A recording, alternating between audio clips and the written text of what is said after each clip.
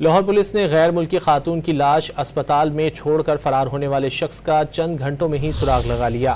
ملزم گزشتہ رات نشتر کالونی کی حدود میں واقع اسپتال میں غیر ملکی خاتون کی لاش چھوڑ کر فرار ہو گیا تھا۔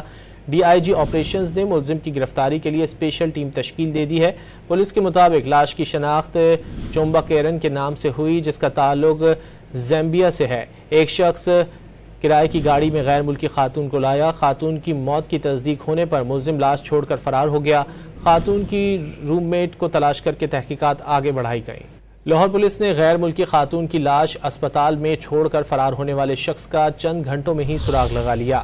ملزم گزشتہ رات نشتر کالونی کی حدود میں واقع اسپتال میں غیر ملکی خاتون کی لاش چھوڑ کر فرار ہو گیا تھا۔ ڈی آئی جی آپریشنز نے ملزم کی گرفتاری کے لیے اسپیشل ٹیم تشکیل دے دی ہے۔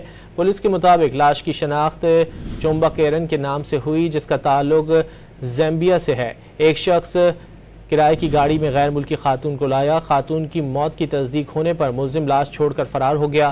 خاتون کی روم میٹ کو تلاش کر کے تحقیقات آگے بڑھائی گئیں۔